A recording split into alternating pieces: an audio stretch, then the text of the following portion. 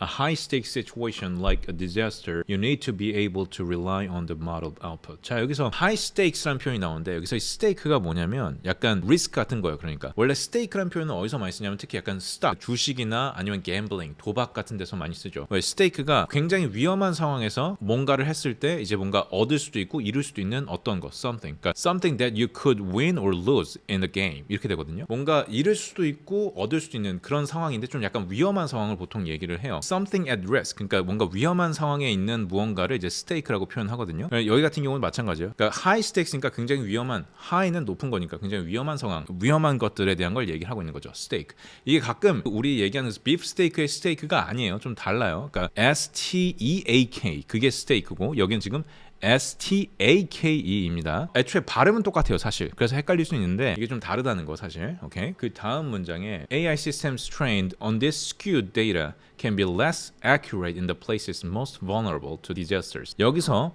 vulnerable 이라는 표현도 사람들이 은근히 잘 못 쓰는데 굉장히 많이 쓰는 단어예요. 뭔가 약간 뭔가에 취약한 거. 그 vulnerable. 그래서 vulnerable to something. 그러면은 얘 같은 경우는 disasters. 그러니까 어떤 재난들에 굉장히 취약한 게 되는 거죠. 그리고 여기서 한 가지 오해하시면 안 되는 거. The places most vulnerable 이렇게 갔어요. 그러면은 place 명사가 가고 그 다음에 vulnerable 형용사가 갔거든요. 근데 이거를 아무 때나 쓸 수 있는 게 아니에요. 보통은 이렇게 바로 명사 뒤에 형용사가 올 수 있는 경우는 어떤 경우냐면 형용사가 보통 뒤에 전치사를 같이 받아주는 경우. 예를 들면 the house damaged by storm. house는 house인데 storm에 의해서 데미지를 받은 house 이런 식으로 수동태로 가거나 분사 pp로 가거나 아니면은 the man responsible for the project 어떤 프로젝트의 어떤 임무를 맡고 있는 누군가 이건 돼요. 근데 the book that is very popular is read by many people 이런 단어가 있다고 칩시다. 그러면은 여기서 이 the book이랑 very popular을 그냥 그대로 묶어서 the book very popular은 안 된다는 거예요. 이 경우에는 왜? 이 popular은 이 noun 뒤에 바로 쓸 수 있는 형사가 아니기 때문이에요. 그래서 그렇게 쓸 수 있는 형사가 있고 아닌 게 있다는 거. 그리고 그렇게 쓸 수 있는 경우는 보통 전치사랑 같이 묶여 있는 경우가 많아요. 아까 봤던 responsible for 뭐 이런 거 아니면은 vulnerable to 이런 거 있잖아요. 그렇게 보면 되고 그리고 이제 마지막으로 보면은 meanwhile private companies like Tomorrow are seeking to plug these gaps by collecting their own data. 자 여기서 plug라는 단어를 제가 찾아왔는데 왜 그러냐면 은근히 사람들이 플러그에 대해서 잘 모르세요. 그러니까 플러그가 to fill or cover with something이요. 그러니까 뭐냐면 어떤 부족 구멍이 난 부분, 뭔가가 비어 있는 부분을 메꿔주는 느낌이 플러그라고 보시면 돼요. 그래서 우리가 꽂는 것도 마찬가지예요.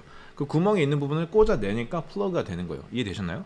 여기서도 마찬가지고 우리가 뭔가 갭을 채우고 싶다, 뭔가 갭을 메꾸고 싶다라는 표현을 할 때 우리가 플러그라는 단어를 사용해 주면 좋아요. 자, 그래서 오늘은 제가 이렇게 세 가지를 봤고 제가 항상 타임즈를 보는 이유 아니면 이게 뉴욕 타임즈 같은 이런 신문을 보는 이유는 단순해요. 한 플랫폼 안에 분야가 다양하고요.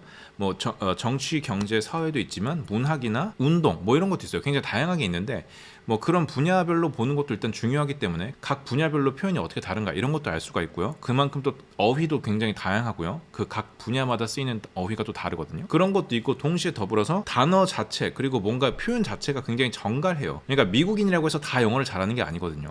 미국인 중에도 표현이 굉장히 젠틀하고 좀 더 스타일리시한 표현을 많이 쓰는 사람들이 있단 말이에요. 이제 그런 부분을 좀 더 우리가 자연스럽게 우리도 좀 쓰기 위해서 좀 더 그런 부분을 좀 배우기 위해서 좀 더 나도 좀 표현을 그런 식으로 좀 해서 아카데믹한 느낌이 날 수도 있고 때로는 캐주얼하더라도 좀 위트 있고 그러니까 좀 재치 있게 좀 말을 할 수 있도록 하기 위해서 그렇게 트레이닝을 하는 거예요.